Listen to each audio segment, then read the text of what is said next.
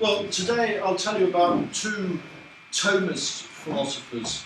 Thomism is the attempt to do philosophy in the tradition of St. Thomas Aquinas, the great 13th century philosopher and theologian who tried to synthesize the philosophy of Aristotle with Christianity, rather as St. Augustine marries or compresses into one philosophy Plato and Christianity. St. Thomas,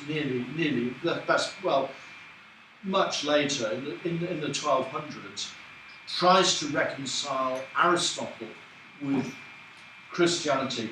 Now, the two Thomists I'll tell you about are Maurice Blondel and Joseph Maréchal. Maurice Blondel was a French Thomist philosopher who lived from 1861 to 1949. And Joseph Maréchal is a Belgian philosopher who lived from 1878 to 1944. I'll spend the first half of the lecture telling you about Blondel, and then we'll turn to Maréchal. Now, Blondel wrote 4 influential books. The first of these is called Action, or L'Action, which came out in 1893. Action, 1893. The second is Thought, La Pensée, which was published in 1934.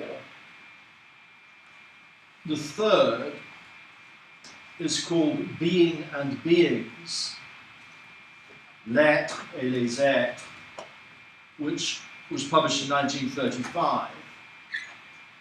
And the fourth book is called The Philosophy of the Christian Spirit, La philosophie et l'esprit chrétien, published in 1944 and 1946. Now, nearly everything I say today will be about the first of these books, Action, the 1893 book, but if there's time, I'll say something about Being and Beings. Now, I've identified 5 aspects of Blondel's philosophy for consideration. Number 1, action. Number 2, immanence and transcendence. Number 3, science. Number 4, truth. And number 5, if there's time, being. Now, something that's quite interesting about Blondel is that Blondel does not call himself an existentialist, and Blondel does not call himself a phenomenologist. But it's pretty clear, if you read Blondel's books, that many of the ideas of the existentialist, Marxist, atheist French philosopher Jean-Paul Sartre are anticipated in Blondel's writings. And, depending on your understanding of phenomenology, quite frequently Blondel seems to practice phenomenology, which again is something he has in common with Jean-Paul Sartre. Now, I'll say something next about the 1893 book called Action, or L'Action.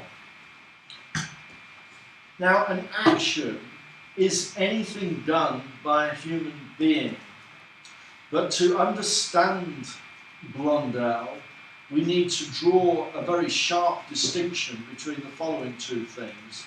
Number 1, actions, and number 2, happenings. Actions and happenings. Now, by a happening, I mean a boulder rolling down a hill, or lightning striking, or the operations of your digestive system, or the circulation of your blood. These are happenings. But by an action, I mean smoking a cigarette, or drinking a glass of wine, or walking through Oxford. In other words, actions are done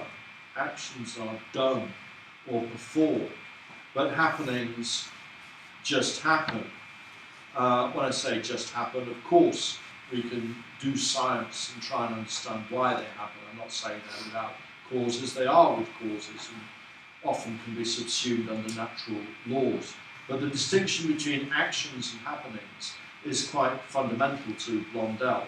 And it's a distinction between two kinds of events. Only a subset of the events is done. Now, how do we separate the actions from the happenings, or the events that are actions in particular, from the events in general? Well, according to Blondel, actions have three essential properties. The first of these is autonomy. Blondel thinks we have free will. Now, what does it mean to say that we have free will? Well, it means the following things are true.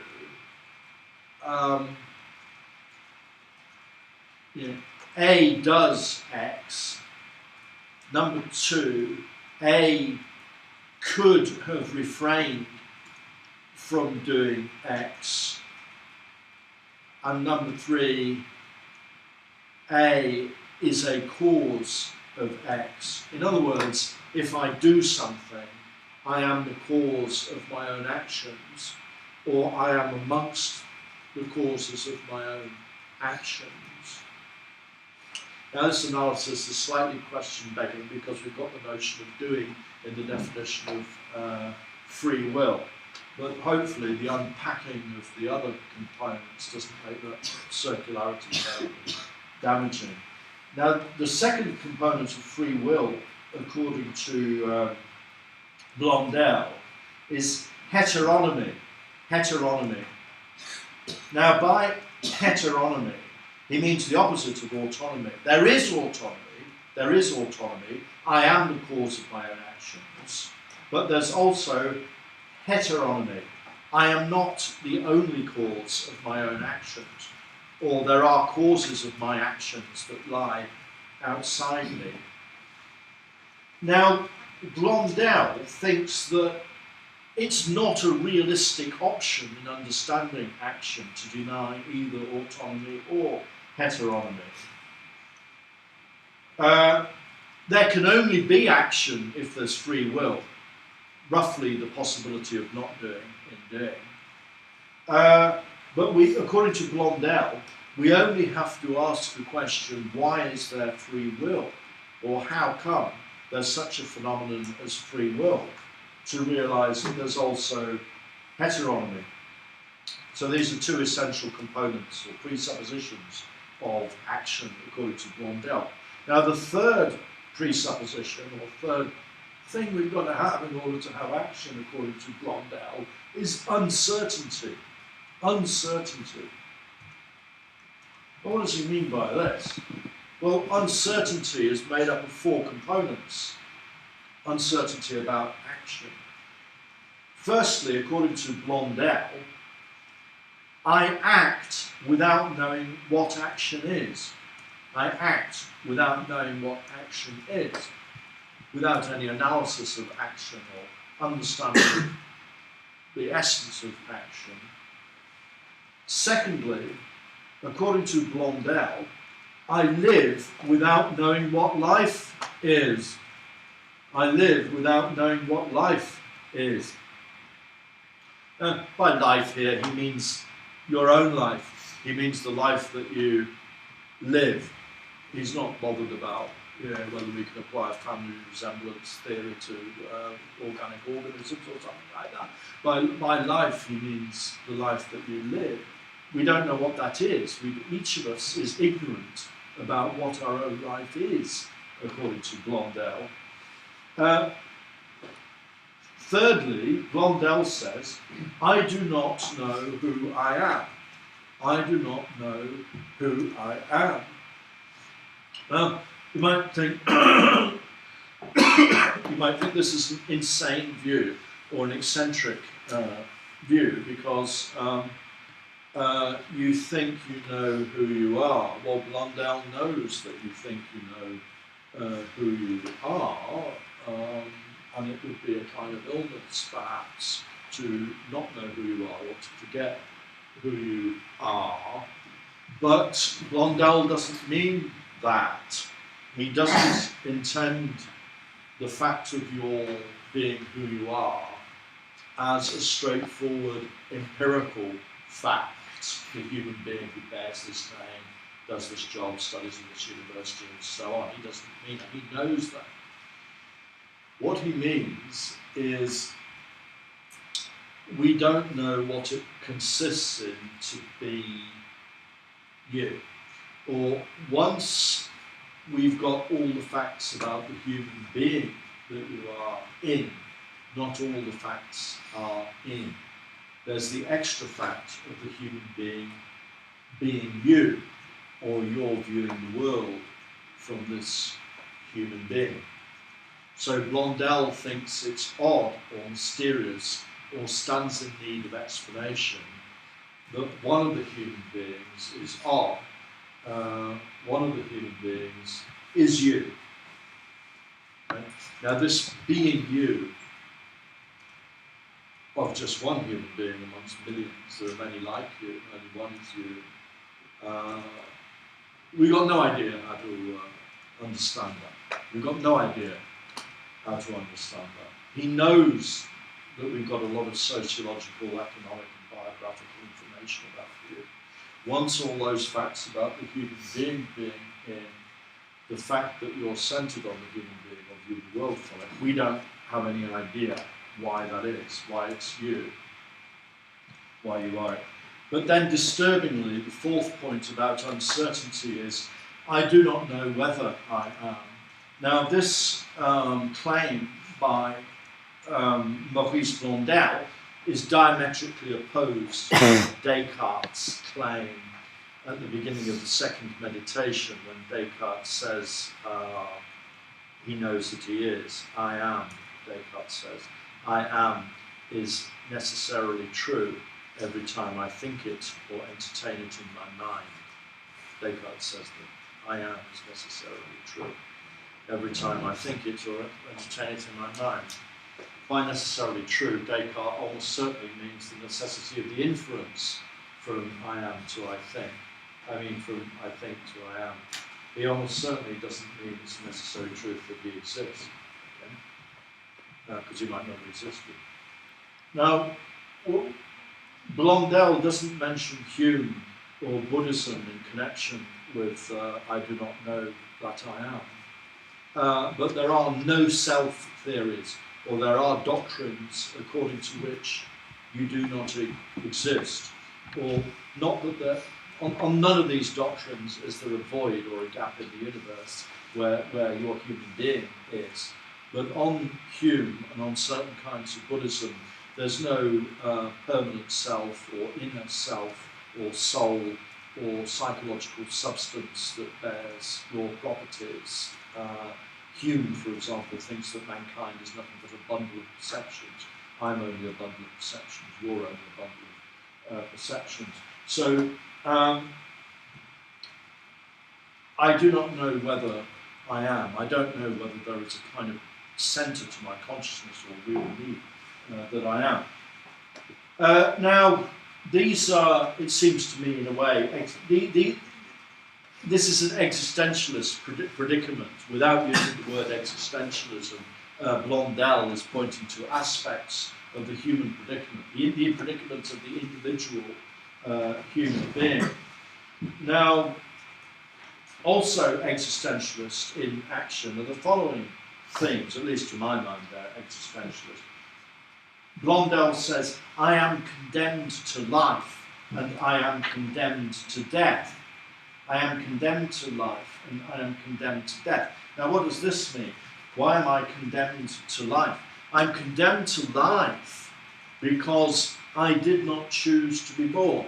I did not choose to be born. Now, not many philosophers think that we do choose to be born. Plato, depending on how you read him, thinks that the soul exists before incarnation, but it's not clear on many philosophical views that we choose to be born. Now, Blondel takes it for granted that we do not choose to be born, but once born, death is inevitable. Once born, death is inevitable. So we have no choice but sooner or later to face death, given that we've been brought into the world or caused to exist. Now,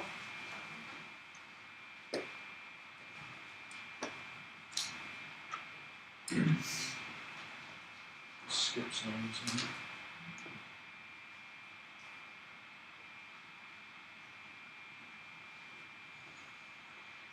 Now, Blondel thinks that this predicament or this structure of action is essential to being human. This is what it is to be human. For example, Blondel says that action is the essence of being human. So if we were to subtract action from the human would not remain. Also, Blondel says action is the substance of being human. Now, substance, following Aristotle, can be understood in two ways. A substance is that which depends on nothing except itself. That which depends on nothing except itself. So maybe God is a substance, or maybe being is a substance, or maybe reality is a substance. But in a second sense, substance is that which bears properties, or that which properties are properties of. Now, Blondel is saying that action is the substance of being human. It's as though in action the human being is a substance, or as though acting is self-sufficient or self-reliant. Perhaps because in action I am the cause of my own actions, or I'm self-determining or making myself what I am, rather than determined by something else. Now, Blondel thinks that this entire structure that he's described points towards what he calls the transcendent. Now, the transcendent has various features. Firstly, the transcendent is supernatural. Secondly, the transcendent is not wholly knowable by reason. But thirdly, the transcendent is revealed in human existence, so paradoxically the transcendent is also immanent. Now, why does Blondel think this? Why does he think that, in a way, the transcendent is revealed by this human predicament, this action that we are? Well, we can ask a question, what is the point of doing X, and give the answer Y. We can ask the question, what is the point of doing Y, give the answer Z, and so on. But if we ask the question, what is the point of doing anything? What is the point of doing anything? Or what is the point of acting? Or what is the point of being rather than not being? This question points towards the transcendent. In other words, as Blondel puts it, the aim of action as action is not met by performing actions. The aim of action as action is not met by performing actions.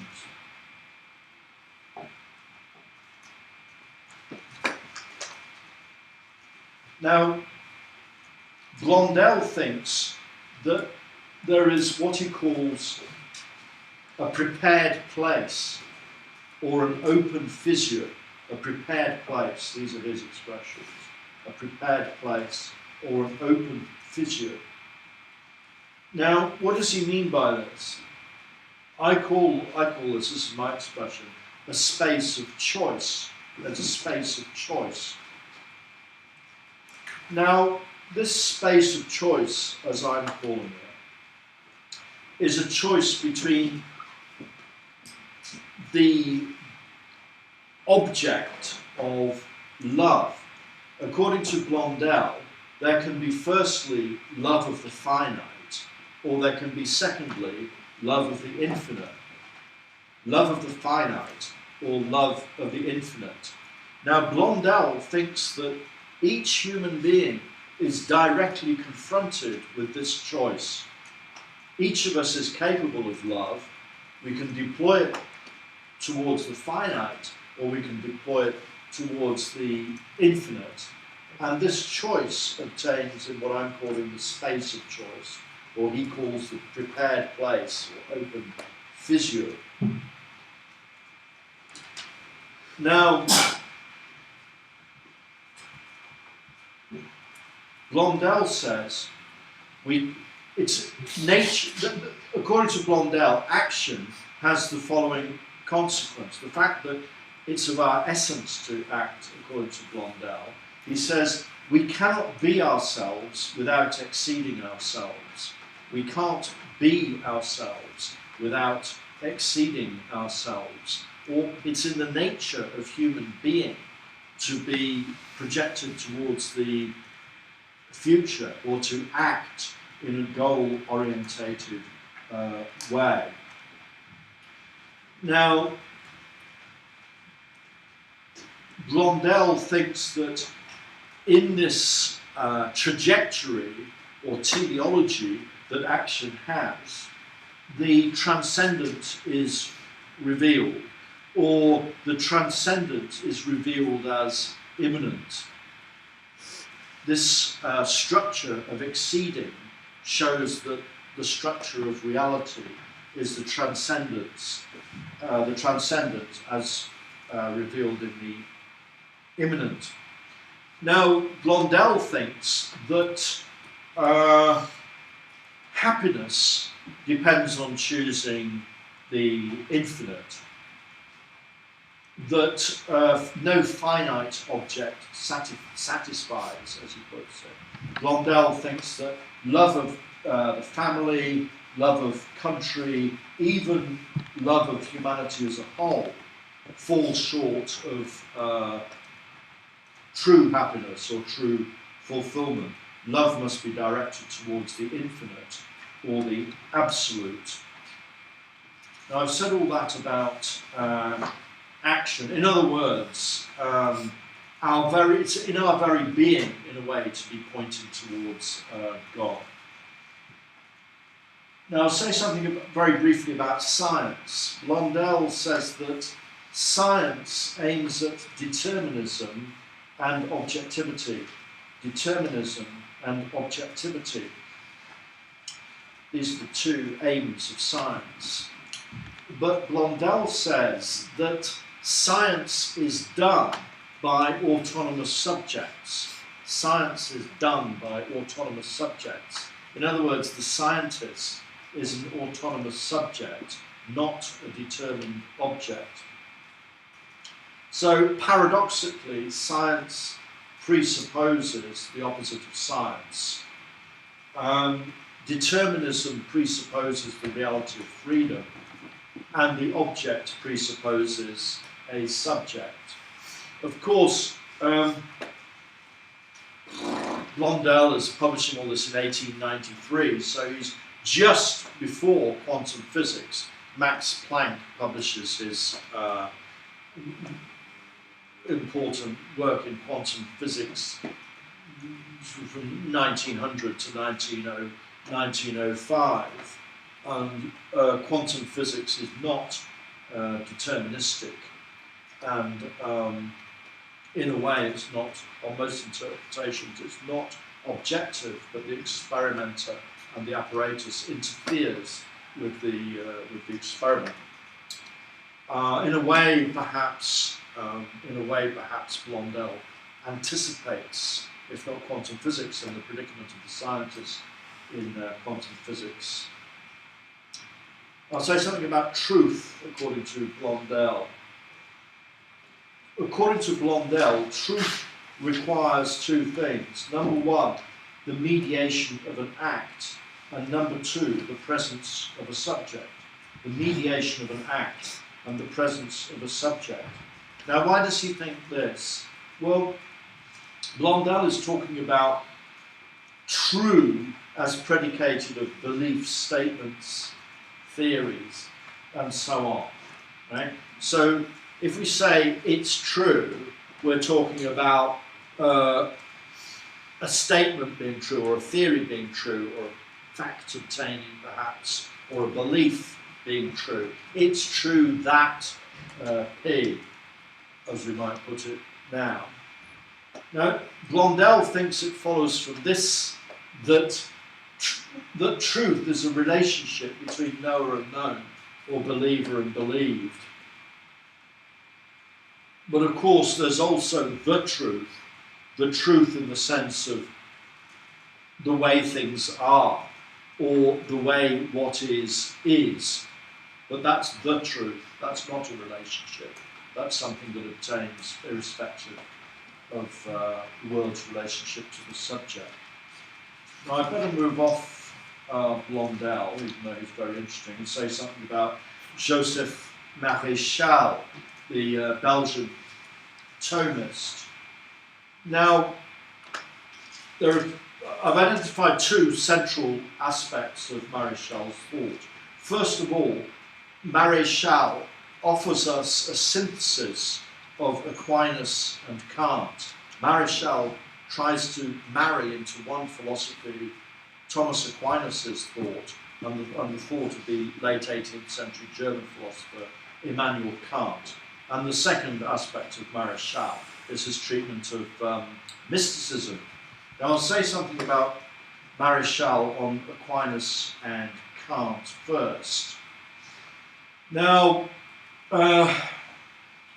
in the lecture the other week, or whatever it was, I was saying that Kant brought out two versions of his epistemology book, The Critique of Pure Reason, the first edition in 1781, the second edition in 1787. Now, Kant, in the Critique of Pure Reason, says that there are 12 fundamental concepts called categories, which firstly are necessary for experience.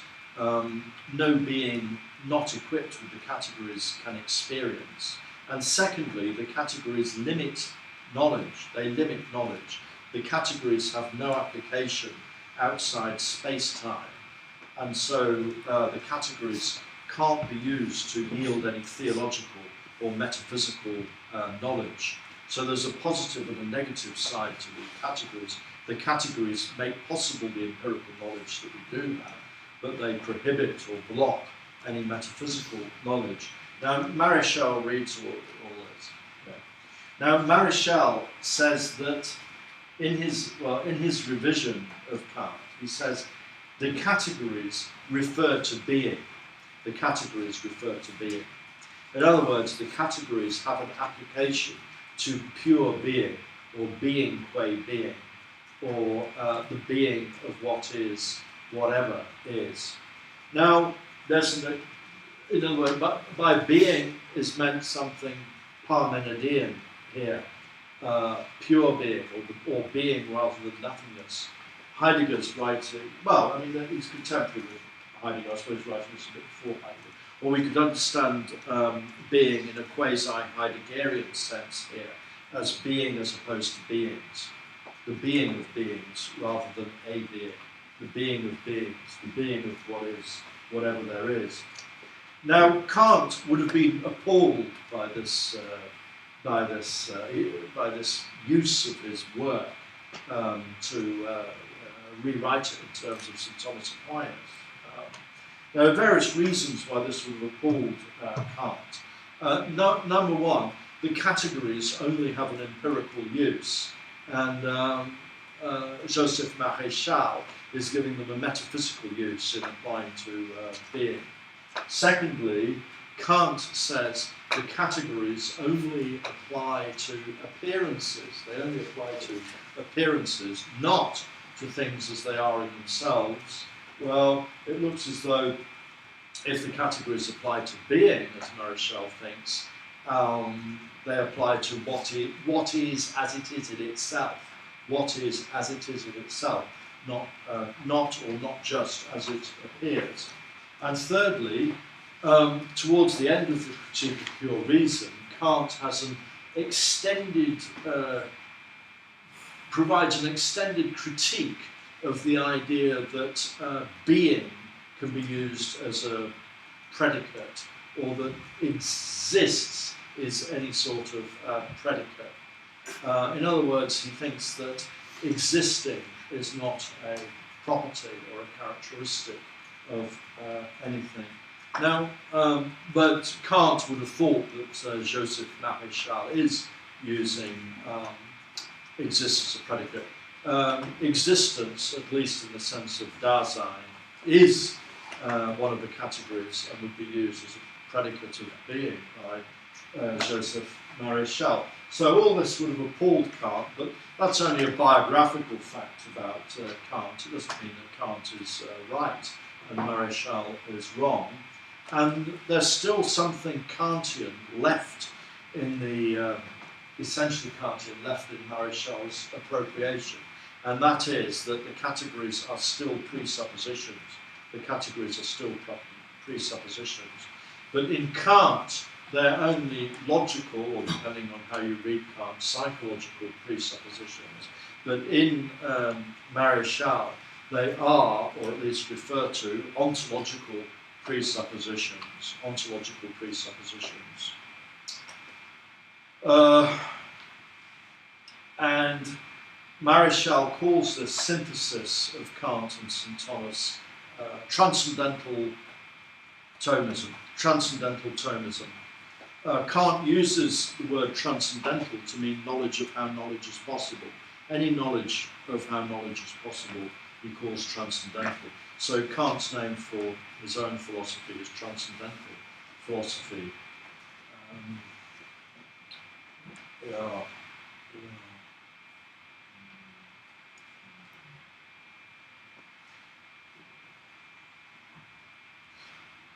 Now, I'll just say something else about the whole idea or the whole project of reconciling Kant's philosophy with the philosophy of St. Thomas Aquinas. Aquinas is the most important philosopher of the Middle Ages, and possibly the most important philosopher who's ever lived or written, depending on your view. And Kant is certainly the most influential philosopher on subsequent philosophy. As I said in the lecture on Kant, we live in a Kantian age. We're operating consciously or unconsciously within a Kantian framework. By a Kantian framework, I mean the framework laid out in the Critique of Pure Reason. Now, towards the end of the Critique of Pure Reason, there are 3 points that one could make. Number one, there's no valid proof of the existence of God, right, according to Kant.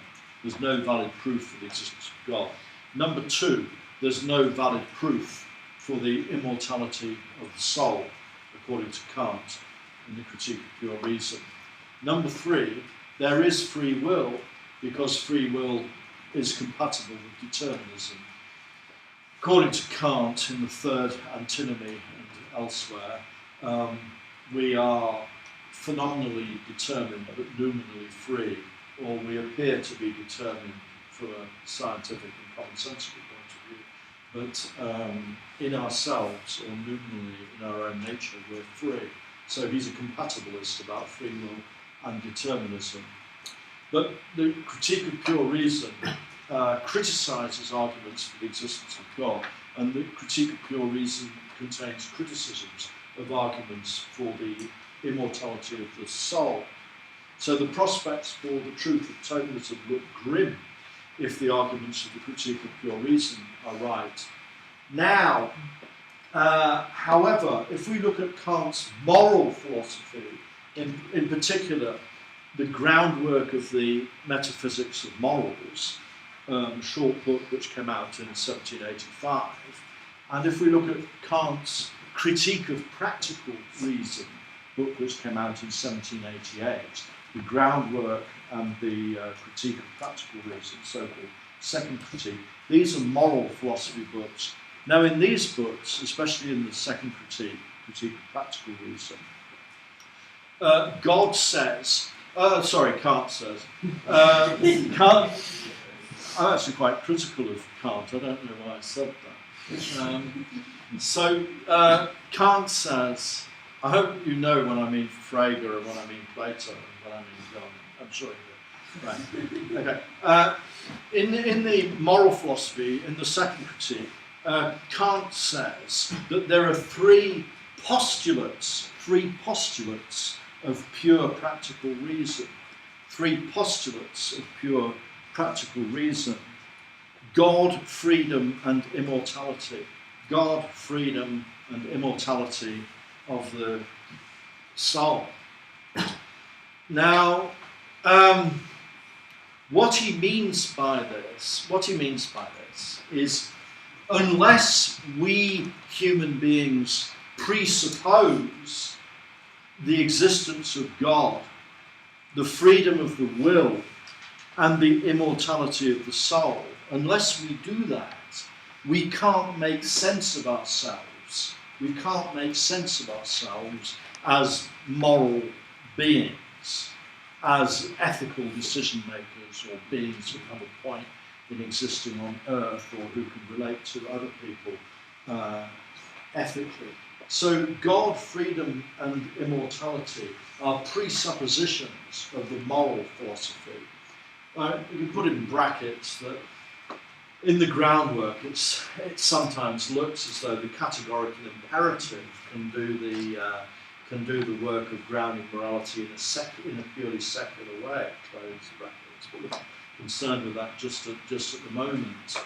Now, what are we to make of this? There are two radically different interpretations of Kant that we can offer. We can offer a more or less Thomist interpretation of Kant, following Joseph Maréchal, and say that in the Critique of Pure Reason, Kant only criticised reason to make way for faith. Kant only criticised reason to make room for faith. And like St. Thomas, Kant thinks that human faculties of reasoning can't uncover the whole of reality, or reality as it really is, notably the nature of God, the existence and nature of God.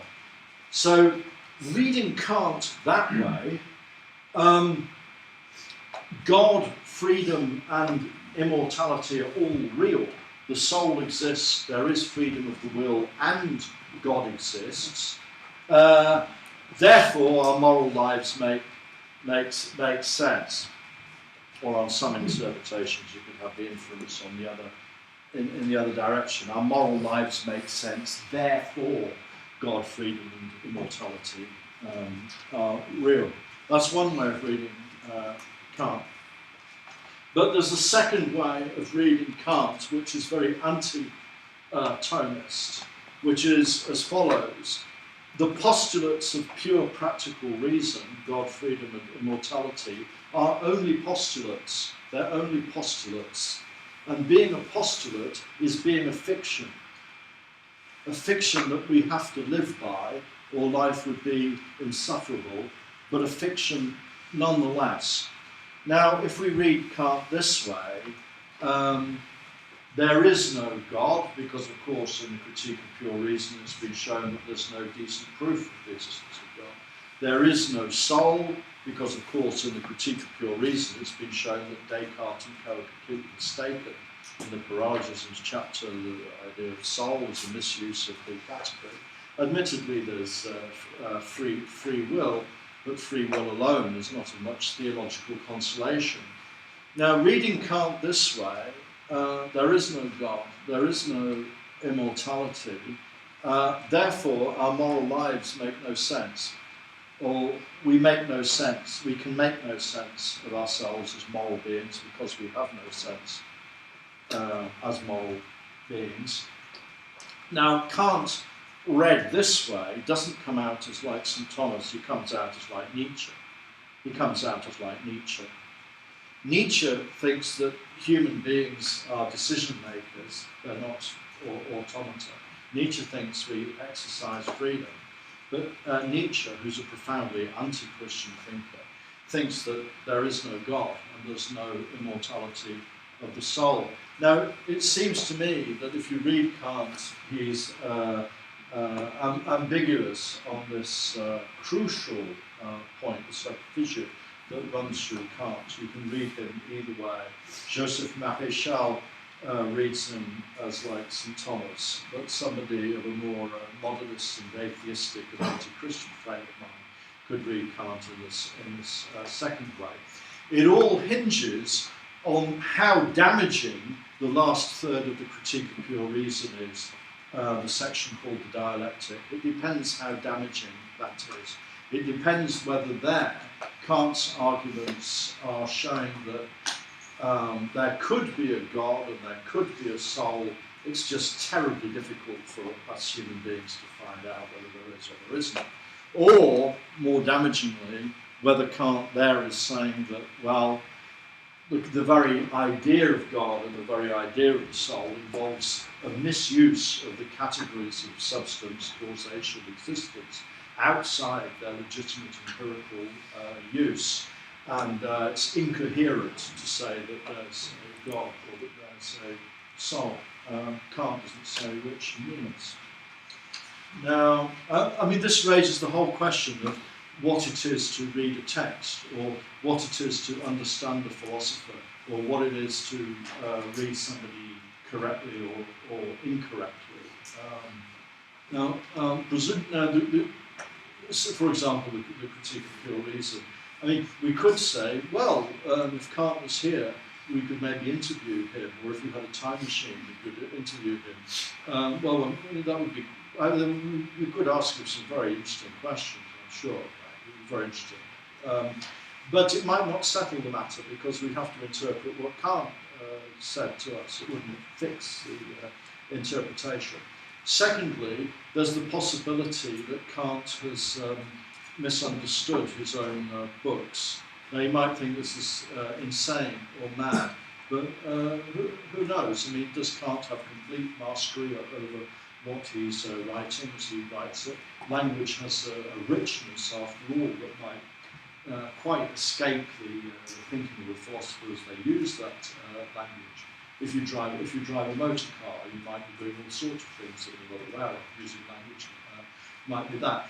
Thirdly, for all I know, Kant only read the Critique of Pure Reason once or twice because he brought out the second edition. He might have reread his work dozens of times for all I know, but he might not have read it more than say once or twice. Maybe he was fed up with it. But I know people who've read the Critique of Pure Reason a lot of times. I mean, really a lot of times. Maybe those people understand Kant better than Kant understood Kant. Who knows? Maybe. There's also the critics and scholars build on one another. That could just produce complexity or a mess, or it could be that they have an advantage thereby that Kant lacks. Another possibility is that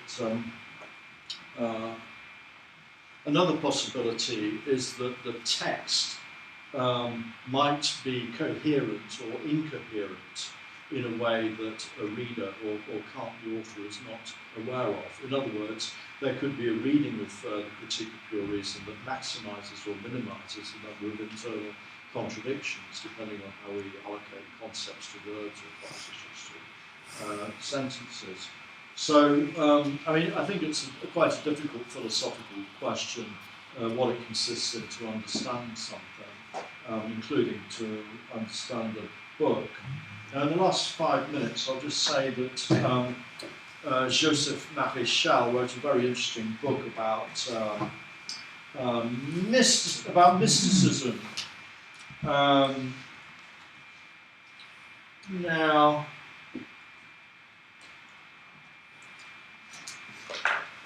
called Studies in the Psychology of the Mystics. Now,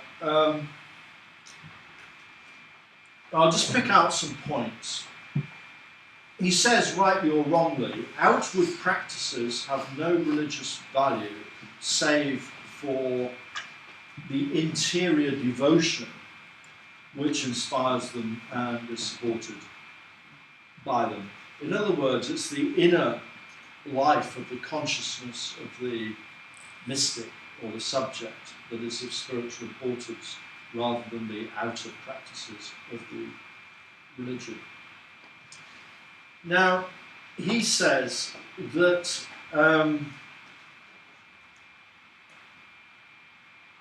there's something called contemplation. Now, contemplation is a means of psychological unification. Maréchal thinks that in our ordinary day-to-day dealings, our thoughts are disparate or taken by one object and then another. But he thinks through contemplation it's possible to have a unified mind, a mind that isn't, so to speak, tugged in different directions by objects. Now, contemplation involves 3 things. Number 1, the abandonment of discursiveness. Now, he means by this the dropping or fading of objects of thought, as though the consciousness can remain once the objects of consciousness fade away or fall away. Secondly, the stopping of imagery and spatial forms of intuition. It's a Kantian phrase, spatial form of intuition. Imagery and spatial form of intuition. Now, here, Maréchal is talking about mental images which should cease during contemplation, but also spatial metaphor. Maréchal thinks that our minds ordinarily are crowded with spatial metaphorical thinking. This can be quietened or this can settle during contemplation, and there is pure awareness or pure consciousness. And thirdly, according to Maréchal, in contemplation, there's the abandonment of all dualisms, including the dualism of ego, non-ego. By ego, Maréchal doesn't mean yourself, he means your idea of yourself.